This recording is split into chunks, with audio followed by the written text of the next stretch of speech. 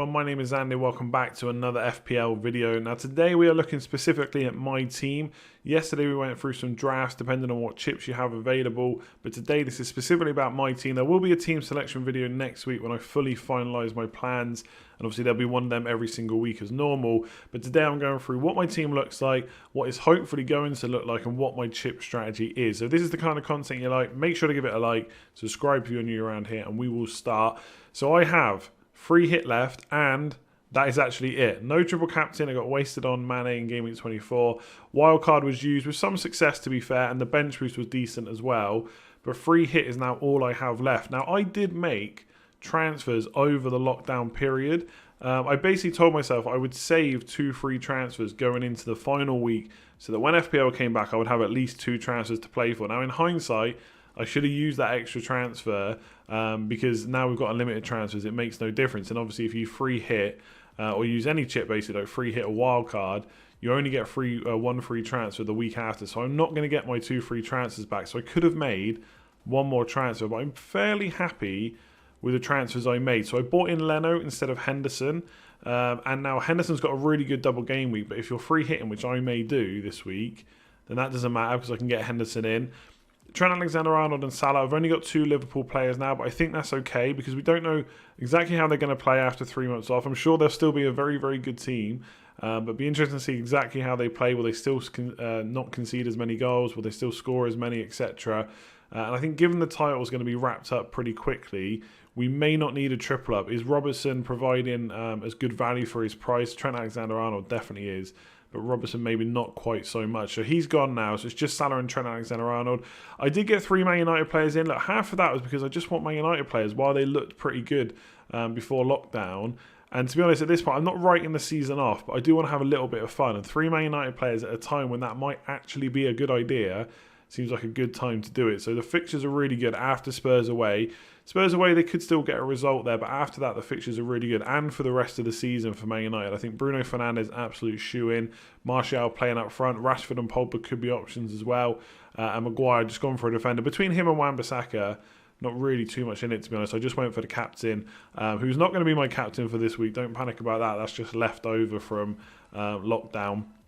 So that's kind of the team I've got. I bought in Saiss for Bolly, so I used one of my transfers on that. I still think Bolly absolutely nailed on. Is probably just as good an option, but Saiss does seem to have better goal threat. So if he keeps his place, Saiss is the better option. I've even got I've got literally a playing bench as well. So Hayden, Taylor, Egan going for the double game. They're all players that are benchable. Hayden for Newcastle, not expecting too many points there, but he is a midfielder. He's just used the bench fodder. And McCarthy, again, Southampton have been doing okay defensively, but he is one of the cheapest playing goalkeepers to have as a second goalkeeper. And I'll probably play Leno for the most part anyway. The only player I've kind of got in there that I swapped Aubameyang to De Bruyne, so I took out one double game weeker for another. Man City actually have Chelsea and Liverpool after the double game week, which is pretty tricky. Aubameyang might have been a better option. And Calvert-Lewin came in as well. Otherwise, it's just Ings. I kept Ings just in case they had all their good fixtures to start with, but it turns out they're just in the same order as before lockdown, so they're not actually that good after Norwich. So he's the one that I probably want to get rid of, especially with games in kind of quick succession. That's probably where I'd use my transfer. But chip strategy, I've only got 3 hit left. I'm fairly happy with this team going forward. Yes, I'll need to make some transfers. I've actually got 2 million in the bank as well, so I could bring in someone for Ings. I could get Son in for Martial, whatever it might be. I've got 2 million to play with, so I do have a bit of flexibility there. I'm only going to have 1 free transfer in game week 31, but that's probably good enough to do something with, or save it, maybe use 2 free transfers the week after. But in terms of free hitting, because I'm happy with this team going forwards, and I mean happy as in as happy as I can be. Like, I don't know how the teams are going to come back and perform. I don't know how players are going to come back and perform. But given the players I've got and the teams they play for and how well they perform for the rest of the season, I'm fairly happy with this team. The problem with the double game week is you got lots of Aston Villa players I'm not really interested in long term. Maybe Grealish, but even here I think I could do without. Like Salah, De Bruyne, Martial and Fernandes is a pretty decent midfield, and strikers are offering really good value, so I don't necessarily need Grealish in my team.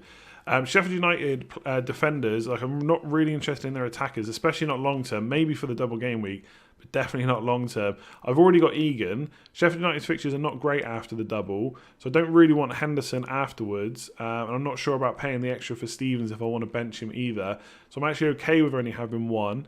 Arsenal, the fixture's actually really good, so I've got Leno. I would be okay with having Aubameyang as well. If he was a bit easier to get money-wise, I'd have to swap De Bruyne pretty much or Salah back to Aubameyang. So he's an okay one to hold. But realistically, I don't really want any other Arsenal players long-term. And that leaves Man City, who I would like long-term, but they have Chelsea and Liverpool after the double game week. So not necessarily the best time to triple up.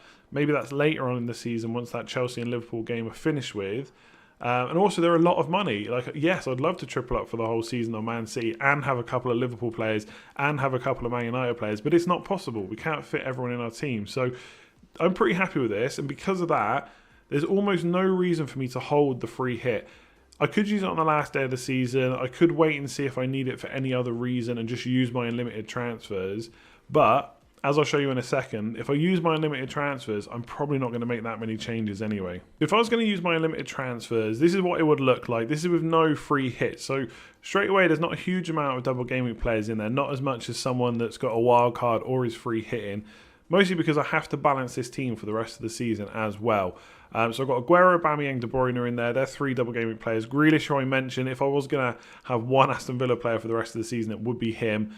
We've got Egan in defence as well, and then Leno in goal. So I think that's 6 double game week players for the rest of the season. Now, that's probably not enough, but I have to balance that as well for the rest of the squad. So this squad does have quite a few changes in terms of goalkeeper. Well, Leno's there, but I get Martin in instead. So I'd probably go set and forget if I was using unlimited transfers. With no bench boost. Obviously, if you've got a bench boost, you'd probably want a second playing keeper. I've got Cantwell as probably the best 5th midfielder for the price at least. So he's in there too. Harvey Barnes is back, but I don't really care about having him or not. And because I've got Aguero and Aubameyang, it's extremely difficult to also have Salah as well. So I only have one Liverpool player. So straight away in a couple of weeks, I'm probably looking at how I switch those funds from Aubameyang or Aguero to Salah or Mane if they're still performing as they have been. So there's not a huge amount of changes I would make. And I feel like if I do end up playing unlimited transfers and not my free hit, I'll just make changes for the sake of it, just because I feel like I absolutely have to. So for me, it's got to be the free hit because I can use that. Also, I protect my team value. One thing to take into consideration, if you use your unlimited transfers and then you wildcard back to a different team or you transfer in players that you had before, any value you had tied up on them, you're going to lose it. Now, if it's just 0.2, 0.3 million or 1 or 2 players, might not make a difference. But when you start doing that for lots of players in your squad, that could really hurt. So for me, my chip strategy with only free hit has to be to use it. So let's have a look at what it's going to look like. So here's what it currently looks like. Now, the reason there's so many grey spaces is because I've actually not made any transfers. There's no price changes before game week 30. So there's pretty much no point in confirming transfers right now. You stand to potentially lose value on a player if you take them out and then realise that you actually want them back. So for me, I've not done it yet. And the kind of blank squares, and I could have probably taken out McCarthy as well. Because I would be confident in picking players. Look, some of the double game week players may not play twice, but I'd expect most of the ones I pick to play at least once. So I wouldn't be concerned about having a playing bench. So to get the maximum value into my team, I will probably just put on like a 4.2 million midfielder, a couple of 4 million defenders, 3.9 million goalkeeper, etc. So it's really just Henderson plus all the outfield players that I'm worried about in a 3-4-3. Now, as always, this is still fairly early on. We've only got, by the time this goes out, only got a week until we have to finalise our teams. Deadline's at 5 o'clock on Wednesday the 17th. So it's not that long to finalise it. But initial thoughts is something like this. So let's talk about the absolute locked-in players if I free hit, which I pretty much will. So which players are absolutely locked in for me? Aubameyang and Aguero, I think, have to be in there. De Bruyne as well has just been so good this season. Grealish, because I think Aston Villa's fixtures are okay in the double game week, and if you're going to have any player, like I've said a million times now, it has to be Grealish. After that, so that's 4 players. After that, the spots aren't completely locked in. Stevens will pretty much be there for Sheffield United, but then I have some question marks. So do I want to triple up on Sheffield United? They've been extremely good this year. Will that carry on for the rest of this season? Is the break going to hurt their rhythm? I don't know. So do I want to triple up? Maybe I only double up. Do I have to go for 11 double game week players? I'm actually thinking probably not. I don't think I have to do it. Another option could be, for example, instead of going for Henderson, you could, like Bellerin, for example, will he come back? Will he play 2 games? I'm not sure. instead of going for Henderson, I could go for Leno and go for a third outfield Sheffield United defender. I'd be pretty confident in the, O'Connell, Baldock, Stevens, Egan, etc., all starting both games. So I could go triple Sheffield United defenders and change Henderson to Leno. That's another option. I'm not really interested in... Matt Targett could be okay for Aston Villa. You could put Reina in there if you're struggling for cash and need to get a cheaper goalkeeper, but I'm not really looking to go for Aston Villa defence. Other problem areas, Samatta maybe. Do I trust him enough in that slot? Over 2 games, maybe. Sometimes I've got the feeling of, we don't really know what's going to happen because there's been a 3-month break. I might as well bet on a double game week player. Who else would I put in that slot? Pookie maybe, Southampton at home could be a good option. Calvert-Lewin plays Everton. He plays for Everton. He plays Liverpool, so I probably wouldn't want him this week. So Samatta's probably, I wouldn't even say best of the bad bunch, but just what the hell, it's a double game week play. And I can't go for McBurney because I've got triple Sheffield United defence. The other 2 kind of areas of contention is I feel like I have to go for triple Man City. Whether or not I'll ever have triple Man City for the rest of the season, I don't know. But 2 home games, Arsenal and Burnley, are pretty decent. Laporte I could go for, but I feel like trusting Sheffield United defence a little bit more and having a Man City midfielder rather than the other way around. Now, I could just go for Laporte instead of one of those Sheffield United defenders or even Bellerin and just go for a non-double game week midfielder like Fernandes or Son. Just because I'm going to have them back doesn't mean I can't put them in the free hit as well. But I just feel like punting on a third Man City attack and just absolutely going for it. And if they do fight, if they put a lot of goals past the 2 teams they are playing, then that's a pretty big rank rise. And I think it's worth, in a kind of game week where a lot of people are going to be using unlimited transfers to target these double game week players, I feel like, yes, Fernandes could hurt me, yes, Son could hurt me, but probably less than they're going to in any other game week. So that's probably why I'll go for Sterling. And then the other big question mark is Ozil. Just to get 3 Arsenal players, is Ozil, Pepe. That is probably the slot I'm least sure about.